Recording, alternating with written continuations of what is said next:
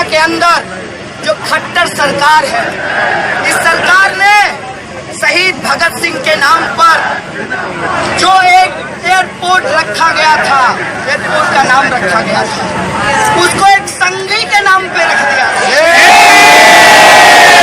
कहने का मतलब यह है कि हमको देशभक्ति का सर्टिफिकेट आरएसएस से नहीं चाहिए, हमको नेशनलिस्ट होने का सर्टिफिकेट आरएसएस से नहीं चाहिए। हम हैं इस देश के और इस मिट्टी से प्यार करते हैं। इस देश के अंदर जो 80% गरीब आवाम है, हम उसके लिए लड़ते हैं। हमारे लिए यही देश है। हमें पूरा भरोसा है बाबा साहेब के ऊपर, हमें पूरा भरोसा है अपने देश के संविधान के ऊपर, और हम इस बात को पूरे मजबूती से कहना चाहते हैं कि इस देश के संविधान पे अगर कोई उंगली उठाएगा, चाहे वो उंगली संघियों का हो, चाहे वो उंगली किसी का भी हो, उस उंगली को हम बर्दाश्त नहीं करेंगे। हम संविधान में भरोसा करते हैं, लेकिन जो संविधान झंडे वालान और नागपुर में पढ़ाया जाता है, उस संविधान पे हमको कोई भरोसा नहीं है। हमको मनुस्मृति पे कोई भरोसा नहीं है।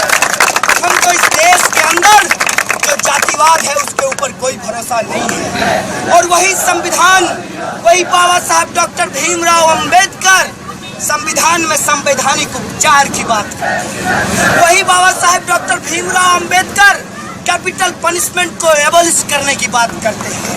वही बाबा साहब doctor Bhimrao Ambedkar freedom of expression की बात करते हैं। और हम कॉन्स्टिट्यूशन को अपहोल्ड करते हुए जो हमारा बुनियादी अधिकार है, जो हमारा कॉन्स्टिट्यूशनल राइट है, हम उसको अपहोल्ड करना चाहते हैं। लेकिन ये बड़े शर्म की बात है, ये बड़े दुख की बात है कि आज एबीवीपी अपने मीडिया सहयोगियों से पूरे मामले को ऑर्केस्ट्रेटेड कर रहा है, पूरे मामले को डाइल्यूट कर रहा है। कल एबीवीपी के ज्वाइंट सेक्रेटरी ने कहा कि हम फेलोशिप के लिए लड़ते हैं। कितना रेडिकुलस लगता है सुन करके। इनकी सरकार मैडम मनुस्मृति ईरानी फेलोशिप को खत्म करती है, हम फेलोशिप के लिए लड़ते हैं। इनकी सरकार हायर एजुकेशन के अंदर 17% बजट को कट किया है। उससे हमारा हॉस्टल पिछले 4 सालों में नहीं मिला, उससे हमको वाईफाई आज तक नहीं मिला, और एक बस दिया भेल ने तो उसमें तेल डालने के लिए प्रशासन के पास बीजेपी के लोग रोलर के सामने जाकर देवानंद की तरह तस्वीर खिंचाकर कहते हैं कि हम हॉस्टल बनवा रहे हैं, हम वाईफाई करवा रहे हैं, हम फेलोशिप बढ़वा रहे हैं। इनकी पोल पट्टी खुल जाएगी साथियों अगर इस देश में बुनियादी सवाल पे चर्चा होगा। और मुझे गर्व है इनवाइट होने पे कि हम बुनियादी सवाल पे चर्चा करते हैं, हम बुनियादी सवाल उठाते हैं।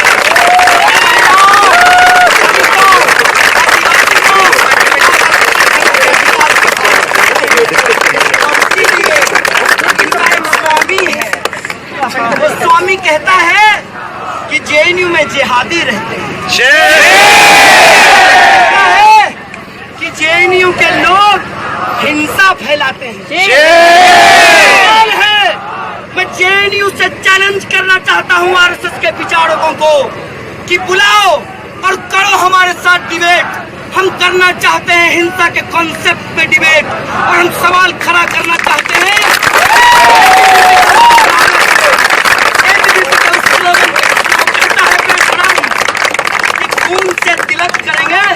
गोलियों से आरती। किसका खून बहाना चाहते हो इस मुल्क में तुम? चाहते हो इस मुल्क में तुमने गोलियां चलाई हैं अंग्रेजों के साथ मिलकर। इस देश की आजादी के लिए लड़ने वाले लोगों के ऊपर गोलियां चलाई हैं। इस मुल्क के अंदर गरीबी जब अपने रोटी की बात करता है, जब भूखमरी से लोग मर रहे अपने हक की बात करते हैं, तुम उन पे गोली चलाते हो। गोली चलाया है इस मुल्क में मुसलमानों के ऊपर, तुमने गोली चलाया है इस मुल्क में महिलाएं जो अपने अधिकार की बात करती है तो तुम कहते हो कि पांचों उंगली बराबर नहीं हो सकता। महिलाओं को सीता की तरह रहना चाहिए और सीता की तरह अग्नि परीक्षा देना चाहिए। किस देश में लोकतंत्र है और यह लोकतंत्र सबको बराबरी का हक देता है, चाहे वो विद्यार्थी हो, चाहे वो कर्मचारी हो, चाहे वो गरीब हो, मजदूर हो, किसान हो या अंबानी या अदानी हो, सबके हक की बराबरी की बात करता है। उसमें महिलाओं के हक की जब हम बराबरी की बात करते हैं तो ये कहते हैं कि आप भारतीय संस्कृति को बर्बाद करना चाहते हैं। हम बर्बाद करना चाहते हैं शोषण की संस्कृति को, जातिवाद की संस्कृति को, मनुवाद और ब्राह्मणवाद की संस्कृति को। आपकी परिभाषा से हमारी संस्कृति की परिभाषा तय नहीं होती। इनको दिक्कत कहाँ आता है?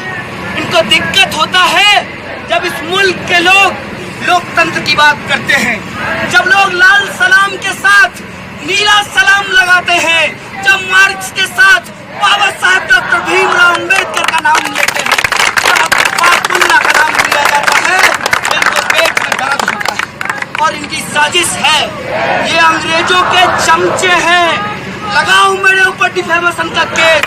मैं कहता हूँ कि आरएसएस का इतिहास अंग्रेजों के साथ खड़ा होने का इतिहास।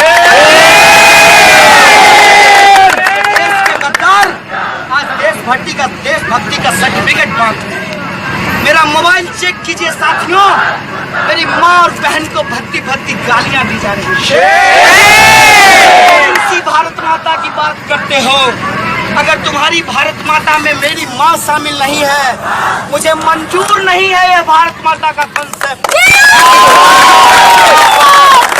देश की महिलाएं जो गरीब हैं, मजदूर हैं, मेरी माँ आंगनबाड़ी सेविका है, 3000 से हमारा परिवार चलता है और ये उसके खिलाफ गालियां दे रहा है। मुझे शर्म है इस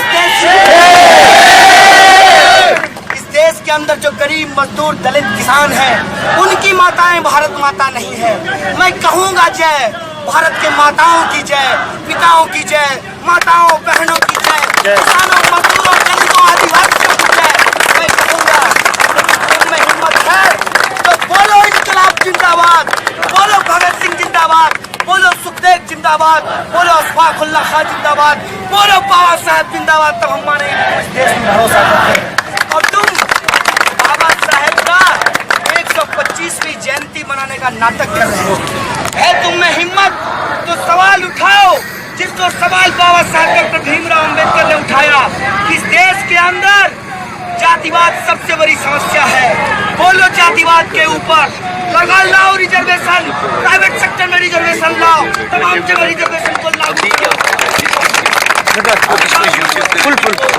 हमारा सवाल है, तब मानेंगे कि तुमको मीडिया चलाएगा नहीं है तो देश तुम्हारा कभी नहीं था और कभी नहीं हो सकता। कोई देश अगर बनता है तो वहाँ के लोगों से बनता है।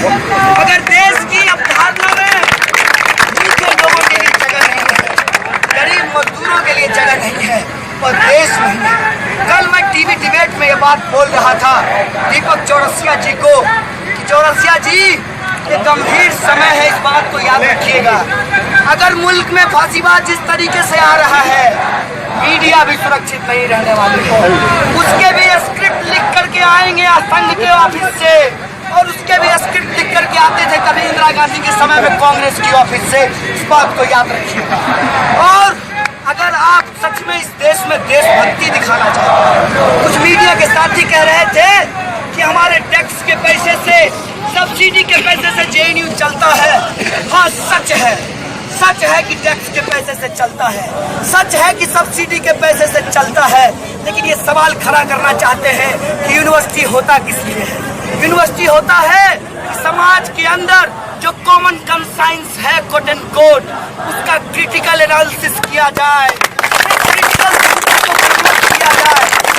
अगर यूनिवर्सिटी के काम में फेल है, कोई देश नहीं बनेगा, उस देश में कोई लोग शामिल नहीं होंगे और देश होगा सिर्फ और सिर्फ पूंजीपतियों के लिए चारागाह होगा, सिर्फ और सिर्फ लूट और शोषण का चारागाह बन करके रह जाएगा। अगर देश के अंदर लोगों की जो संस्कृति है, लोगों की जो मान्यताएं हैं, लोगों का जो अधिकार है, हम उसको शामिल नहीं करेंगे उससे देश नहीं बनेगा। हम देश के साथ पूरी तरीके से खड़े हैं और उस सपने के साथ खड़े हैं जिसको भगत सिंह और बाबा साहब भीमराव अम्बेडकर ने लिखा। हम उस सपने के साथ खड़े हैं सबको बराबरी का हक दिया जाए। हम उस सपने के साथ खड़े हैं सबको जीने का हक हो, सबको खाने पीने और रहने का हक हो। उस सपने के साथ खड़े हैं और उस सपने के साथ खड़ा होने के लिए रोहित ने अपना जान गंवाया है। लेकिन मैं कहना चाहता हूं इन संघियों को, लानत है तुम्हारी सरकार पर और चुनौती है मुझे केंद्र सरकार को कि आप रोहित के मामले में जो किया है वो जेएनयू में हम नहीं होने देंगे।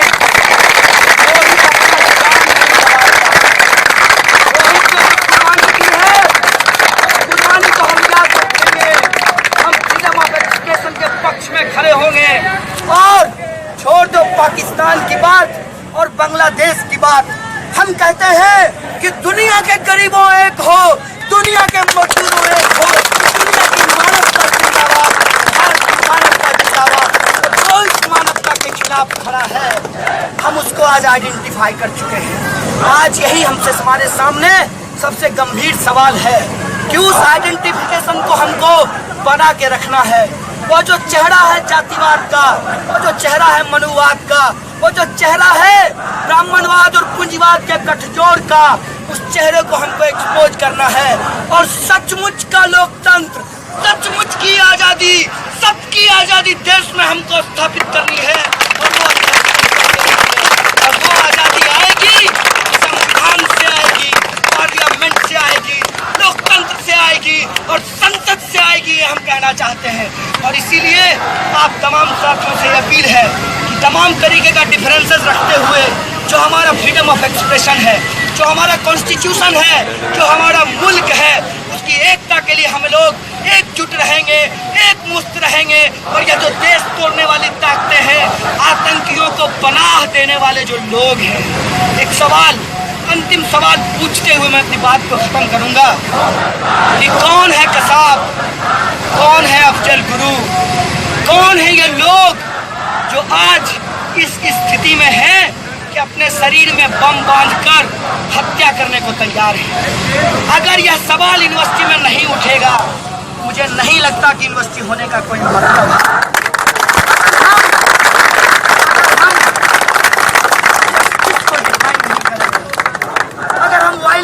डिफाइन नहीं करेंगे, कैसे आप वायलेंस को देखते हैं? वायलेंस सिर्फ यही नहीं होता है कि हम बंदूक लेकर किसी को मार दें। वायलेंस यह भी होता है कि संविधान में जो दलितों को अधिकार दिया गया है, वो अधिकार जेएनयू प्रशासन देने से मना करता है। यह इंस्टीट्यूशनल वायलेंस है।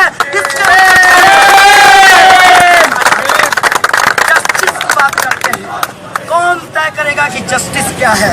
जब ब्राह्मणवादी व्यवस्था थी तो दलितों को मंदिर में नहीं घुसने देते थे, यही जस्टिस थी। जब अंग्रेज थे तो कुत्तों को और भारतीयों को रेस्टोरेंट में नहीं जाने दिया जाता था, यही जस्टिस थी। इस जस्टिस को हमने चैलेंज किया और हम आज भी एबीवीपी और आरएसएस के जस्टिस को चैलेंज करते हैं।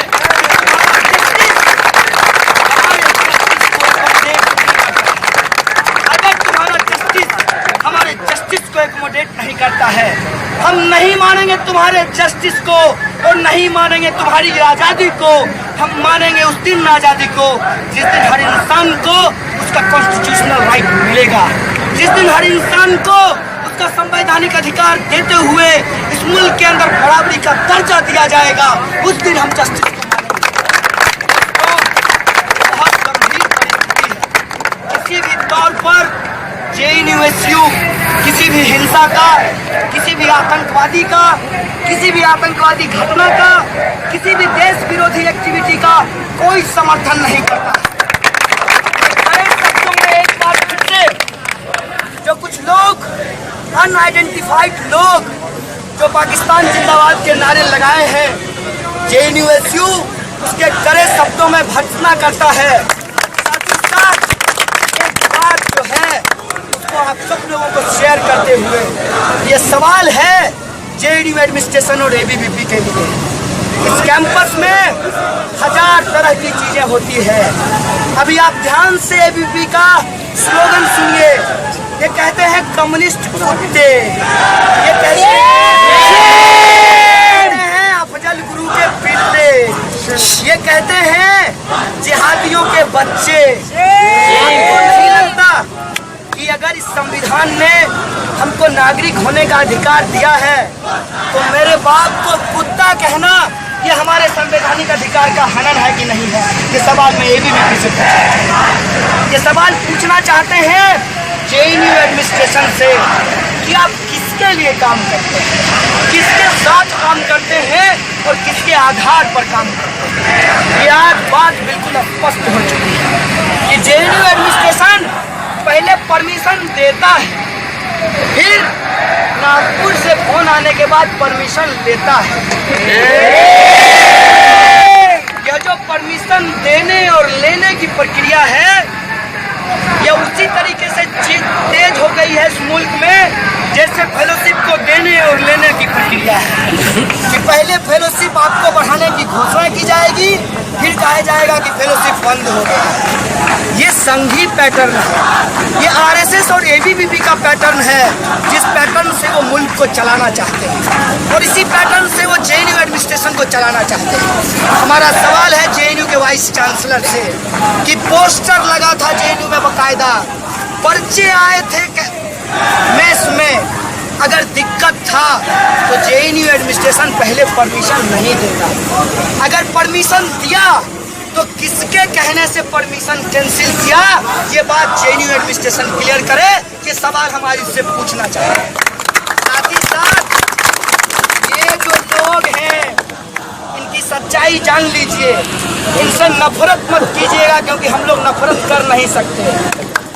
इनसे मुझे बड़ी ही दया भाव है इनके प्रति। ये इतने उछल रहे हैं क्यों? इनको लगता है जैसे गजेंद्र चौहान को बिठाया है वैसे हर जगह चौहान दीवान फरमान ये जारी करते हैं। चौहान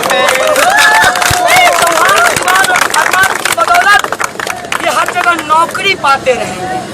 इसीलिए जब ये जोर से भारत माता की जय चिल्लाए तो आप समझ लीजिए कि परसों इनका इंटरव्यू ड्यू में होने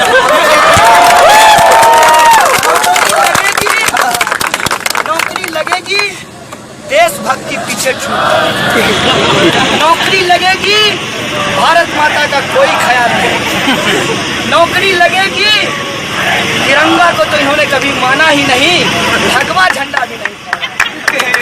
मैं सवाल करना चाहता हूँ कि कैसी देशभक्ति अगर एक मालिक अपने नौकर से सही बर्ताव नहीं करता, अगर किसान अपने मजदूर से सही बर्ताव नहीं करता, अगर पूंजीपति अपने एम्प्लॉयमेंट से सही बर्ताव नहीं करता, और ये जो अलग अलग चैनल के लोग हैं जो पत्रकार काम करते हैं 15-15 हज़ार रुपए में, इनके जो सीईओ हैं वो इनसे ठीक से बर्ताव नहीं करते।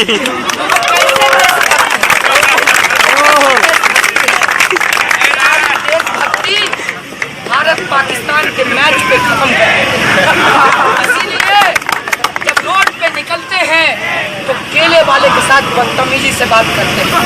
केला वाला कहता है साहब 40 रुपए दर्जन, कहते हैं भक्त तुम लोग लूट रहे हैं 30 का दे दो। तो केला वाला अगर जिस दिन पलट करके बोल देगा तुम सबसे बड़े लुटेरे हो, करोड़ों लूट रहे हो, तो कह देंगे कि ये देशद्रोही है।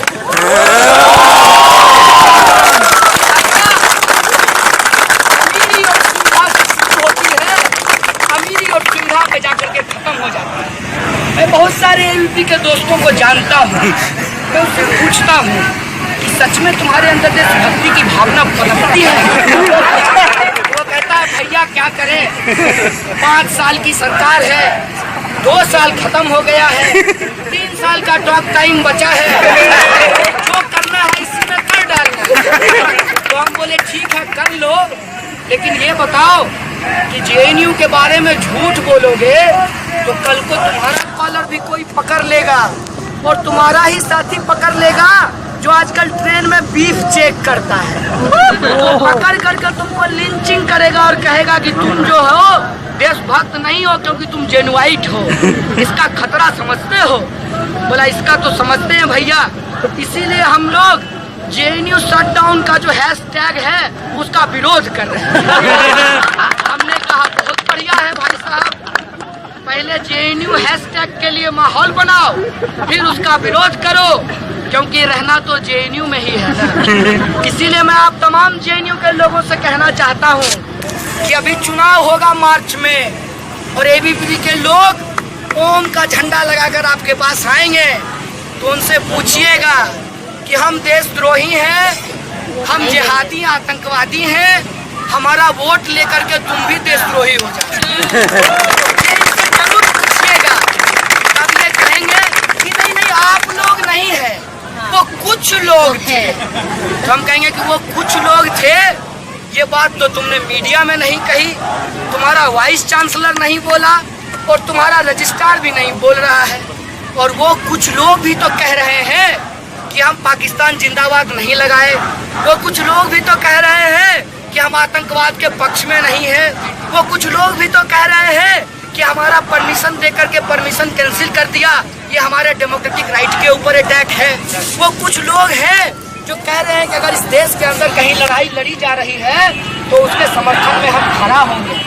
इतनी बात इनके पाले पड़ने वाली नहीं है, लेकिन मुझे पूरा भरोसा है कि यहाँ ये जो लोग इतने शॉर्ट नोटिस पे आए हैं उनके पाले पड़ रहा है, और वो लोग इस कैंपस के पास जाएंगे और उसको बताएंगे कि एबीवीपी न इस देश को तोड़ रहा है बल्कि जेएनयू को तोड़ रहा है। हम जेएनयू को टूटने नहीं देंगे। जेएनयू जिंदाबाद था, जेएनयू जिंदाबाद रहेगा। इस देश के अंदर जितने भी संघर्ष हो रहे हैं उस संघर्षों में बढ़ चढ़कर पार्टिसिपेट करेगा, और इस देश के अंदर लोकतंत्र की आवाज को मजबूत करते हुए, आजादी की आवाज को मजबूत करते हुए, फ्रीडम ऑफ एक्सप्रेशन की आवाज को मजबूत करते हुए इस संघर्ष को आगे बढ़ाएगा। संघर्ष करेंगे, जीतेंगे और देश के गद्दारों को परास्त करेंगे। इन्हीं शब्दों के साथ आप तमाम लोगों को